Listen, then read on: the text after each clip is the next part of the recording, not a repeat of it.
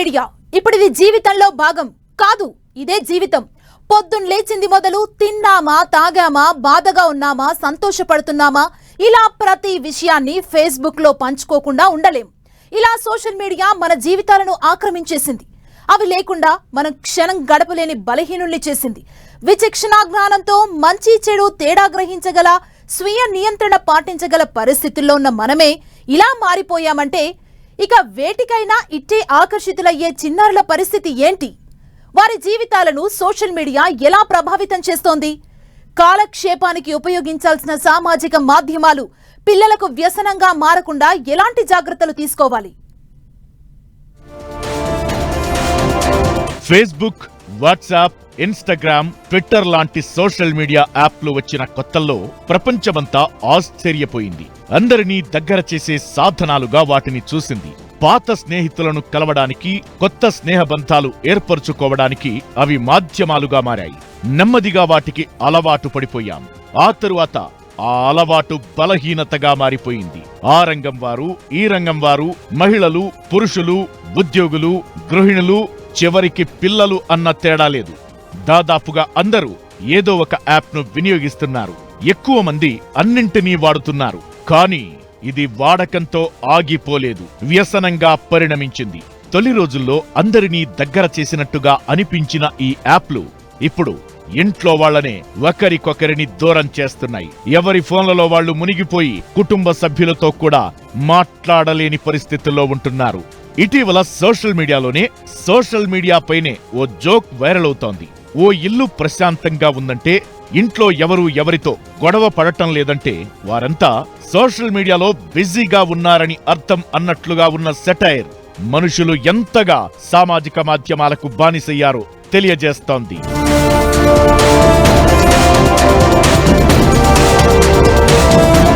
ఒక్కరోజు ఫేస్బుక్ చూడకుండా, ఒక్క గంట వాట్సాప్ జోలికి పోకుండా ఎవరూ ఉండలేని పరిస్థితి.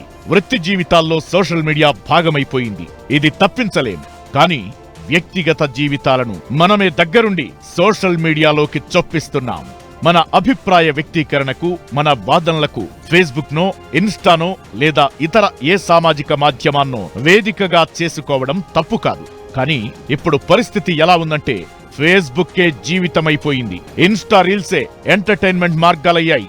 వాట్సాప్ లో షేర్ చేసుకోపోతే, స్టేటస్ పెట్టకపోతే మన జీవితంలో జరిగిన ఓ ఘటనకు అర్థమే లేదన్న అభిప్రాయం పెరిగిపోయింది. మొత్తంగా సోషల్ మీడియా లేకుండా క్షణం గడవని పరిస్థితి ఏర్పడింది.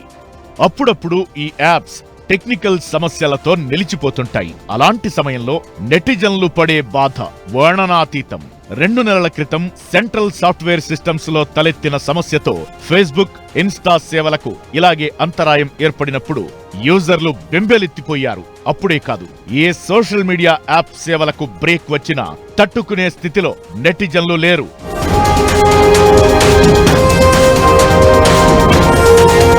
ఇలా సోషల్ మీడియా ఇంతింతై వటుడింతై అన్నట్టుగా మన జీవితాలను పూర్తిగా ఆక్రమించేసింది. సామాజిక మాధ్యమాల ప్రభావంతో అనేక పని గంటలు వృధా అవుతున్నాయని నిపుణులు హెచ్చరిస్తున్నారు. వాట్సాప్ లో చాటింగ్, ఫేస్బుక్ లో పోస్టింగ్లు, ఇన్స్టా రీల్స్ వ్యసనంగా మారిపోయాయని, అనేక మందిలో నిష్క్రియా పర్వం చోటు చేసుకుంటోందని, సోమరిపోతులుగా మారుతున్నారని అంతటా ఆందోళన వ్యక్తమవుతోంది. సోషల్ మీడియాతో లాభాలు ఉన్నప్పటికీ, ఈ యాప్ల ద్వారా అనేక మంది ఉపాధి పొందుతున్నప్పటికీ లాభాల కన్నా నష్టాలే ఎక్కువగా ఉన్నాయన్నది అంగీకరించి తీరాల్సిన నిజం. ఎంత తక్కువ సోషల్ మీడియాను ఉపయోగిస్తే అంత ఎక్కువ ఆలోచనాపరులుగా ఉంటారన్న అభిప్రాయము వినిపిస్తోంది. ఇక సోషల్ మీడియా ద్వారా జరుగుతున్న మోసాల గురించి ఎంత తక్కువ చెప్పుకుంటే అంత మంచిది. ప్రస్తుతం నేరాల్లో సగానికి కారణం సోషల్ మీడియానే. మారుపేర్లతో మోసం చెయ్యడం దగ్గర నుంచి వ్యక్తిగత సమాచారం సేకరించి బ్లాక్ మెయిల్ చేయడం దాకా అన్ని అవలక్షణాలకు ఇవి కేర్ ఆఫ్ అడ్రస్ గా మారాయి. ఇండియా కూడా ఒక కమిటీ వేసి ఒక జాతీయ స్థాయిలో ఈ సోషల్ మీడియా మీద ఒక సైంటిఫిక్ అధ్యయనం చేయించి ఒక 10,000 కుటుంబాలను తీసుకొని, ఆ 10,000 కుటుంబాల్లో ఎంతమంది సోషల్ మీడియాకి ఉపయోగిస్తున్నారు, వారిలో వచ్చిన ప్రవర్తన సరళిలో వచ్చిన మార్పులేంటి, లేదా వచ్చిన జబ్బులేంటి, ముఖ్యంగా రేడియేషన్ ప్రభావానికి గురైపోయి కొందరు కళ్ళ మసక, కళ్ళల్లో జబ్బులు, మరికొందరు తీవ్రమైన తలనొప్పి, కొందరిలో అయితే బ్రెయిన్లో ట్యూమర్స్ వచ్చినట్టు కూడా ఇటీవల కాలంలో మనం చూస్తాం. ఇప్పుడు సోషల్ మీడియాతో ఎదురవుతున్న అతిపెద్ద సమస్య మంచి చెడు తెలిసినా తమను తాము నియంత్రించుకోగల పెద్దలపై ఇది చూపించే ప్రభావం గురించి కాదు. పిల్లలు, యువతకు సోషల్ మీడియా వ్యసనంగా మారుతుండడం. పిల్లలు సోషల్ మీడియాను వినియోగించడంపై ఎలాంటి నియంత్రణ లేకపోవడం, తమను తాము కట్టడి చేసుకోగలిగే స్థితిలో పిల్లలుండకపోవడం, తల్లిదండ్రులు చూసి చూడనట్టు వ్యవహరించడంతో అనేక అనర్థాలు కలుగుతున్నాయి. వారి ఆలోచనా శక్తిని చంపేస్తున్నాయి.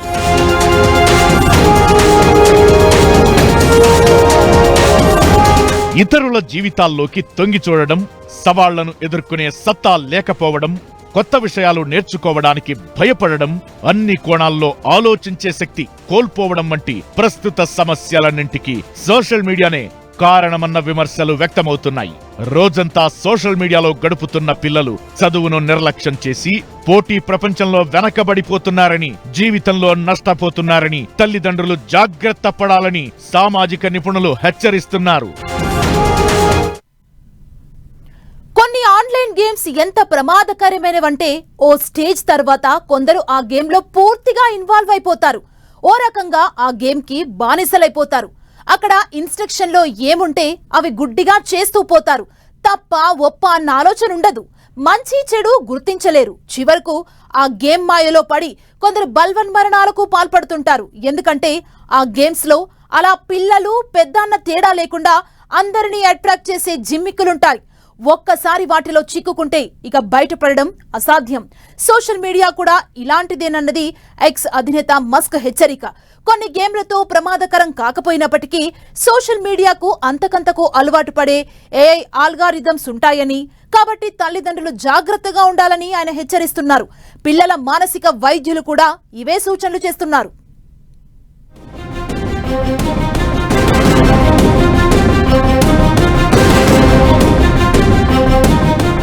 ఎంత పనిలో ఉన్నప్పటికీ ఫేస్బుక్ లో పోస్టులు చూస్తుంటేనో, రీల్స్ ను స్క్రోల్ చేస్తున్నప్పుడో, వాట్సాప్ లో చాట్ చేస్తున్నప్పుడో ఓ పట్టాన వదిలిపెట్టలేం. తెలియకుండానే గంటల తరబడి వాటితో గడిపేస్తుంటాం. ఇదొక వ్యసనంగా మారిపోయిందని తిట్టుకుంటూనే మళ్లీ వాటిని ఓపెన్ చేస్తుంటాం. అలాగే రోజు టైం వేస్ట్ చేసుకుంటుంటాం. మనం చేసేది తప్పని తెలిసినా కానీ మనం ఎందుకంతలా వాటికి అడిక్ట్ అయిపోయాం? ఊరికే అలా చూసి ఎందుకు వదిలేయలేకపోతున్నాం? ఎంత హడావుడిలో ఉన్నా పదే పదే ఫోన్ ఆన్ చేయడానికి కారణమేంటి? అసలు సోషల్ మీడియా చూడకుండా ఎందుకు ఉండలేకపోతున్నాం అంటే దీనికి కారణం అందులో కంటెంట్ ఇంట్రెస్ట్ అనో, మనం చూపు తిప్పుకోలేని రీల్స్ ఉన్నాయనో, వాట్సాప్ చాటింగ్ ఇంట్రెస్టింగ్ గా సాగుతోందనో అర్థం కాదు. మనం అలా సోషల్ మీడియాలో లీనమైపోవడానికి కారణం మనం ఎక్కువ గంటలు వాటిని ఉపయోగించేలా ఏఐ అల్గారిథమ్స్ డిజైన్ చేయడం.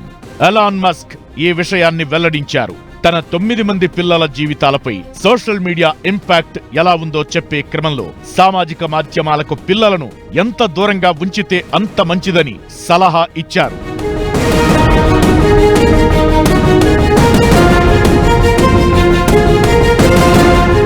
మస్క్ ఎప్పుడూ సోషల్ మీడియా ప్రభావం గురించి చెబుతూనే ఉంటారు. పారిస్ లో జరిగిన వివాటెక్ ఫెయిర్ లోనూ దీనిపై మస్క్ వర్చువల్ గా మాట్లాడారు. పిల్లలు సోషల్ మీడియా ఎక్కువ వినియోగించకుండా నియమావళి రూపొందించాలని సూచించారు. సామాజిక మాధ్యమాల దుష్ప్రభావాలపై ఆందోళన వ్యక్తం చేశారు. సోషల్ మీడియా పిల్లలకు హానికరంగా మారుతోందని హెచ్చరించారు. యూజర్లను ఆకర్షించాలన్న సోషల్ మీడియా కంపెనీల పోటీతత్వం పిల్లలకు అనేక నష్టాలు కలిగిస్తోందని మస్క్ తెలిపారు. ఏఐ టూల్స్ తో యూజర్లను ఆకర్షించే క్రమంలో కంపెనీలు చేస్తున్న పనులు పిల్లలను సోషల్ మీడియాకు బానిసలుగా మారుస్తున్నాయని చెప్పిన మస్క్ తల్లిదండ్రులు పిల్లలనెప్పుడు ఓ కంట కనిపెడుతూ ఉండాలని కోరారు. పిల్లలు ఎంతసేపు సోషల్ మీడియా ఉపయోగించాలనే దానిపై తల్లిదండ్రులు లిమిట్ పెట్టాలని సూచించారు. ఫేస్బుక్, ఇన్స్టాగ్రామ్ తమ టూల్స్ తో పిల్లలను మోసం చేస్తున్నాయని, వారిపై దుష్ప్రభావం చూపిస్తున్నాయని గతంలోనూ మస్క్ హెచ్చరించారు. పిల్లలకు హాని కలిగించే కంటెంట్ తన ఎక్స్ ఖాతాల్లో లేకుండా అన్ని జాగ్రత్తలు తీసుకుంటున్నామని మస్క్ అన్నారు. గతేడాది దుబాయ్లో జరిగిన వరల్డ్ గవర్నమెంట్ సమిట్ లో మాట్లాడిన మస్క్ తన పిల్లలు సోషల్ మీడియా ఉపయోగించడాన్ని నియంత్రించడానికి తానెప్పుడూ ప్రయత్నించలేదని చెప్పారు. అది తాను చేసిన తప్పుగా మస్క్ పశ్చాత్తాపం వ్యక్తం చేశారు. రెడిట్, యూట్యూబ్లు వంటివి తమ పిల్లలను నియంత్రిస్తున్నాయన్న భావన తనకుందని అన్నారు. ఇప్పుడు తాను జాగ్రత్తలు తీసుకుంటున్నానని, గతంతో పోలిస్తే సోషల్ మీడియాను వారు ఉపయోగించడాన్ని తగ్గించగలిగానని, వాళ్ళేం చూస్తున్నారనే దానిని తాను గమనిస్తున్నానని మస్క్ చెప్పారు.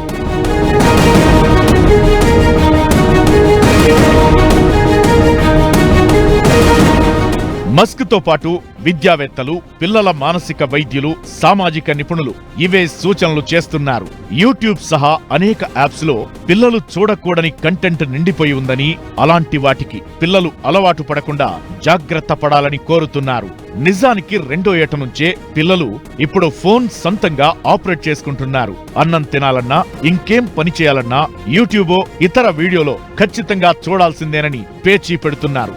ఫోన్లో యూట్యూబ్ వంటి యాప్స్ ను వారంతట వారే ఓపెన్ చేసుకుంటున్నారు. పిల్లలు ఫోన్ ఓపెన్ చేసినప్పుడు ఏ కంటెంట్ వస్తుందో ఎవరికీ తెలియదు.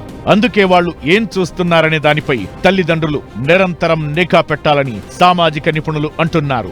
నేర వార్తలు, అడల్ట్ కంటెంట్ వంటివి పిల్లలపై తీవ్ర దుష్ప్రభావాలు కలిగిస్తాయని హెచ్చరిస్తున్నారు. చిన్నారులు, స్కూలుకు వెళ్లే పిల్లలు, 5వ తరగతి దాటిన వారు, ఇలా అన్ని వయసుల వారిని సోషల్ మీడియాకు అసలు మొత్తంగా ఫోన్కే దూరంగా ఉంచాలని కోరుతున్నారు.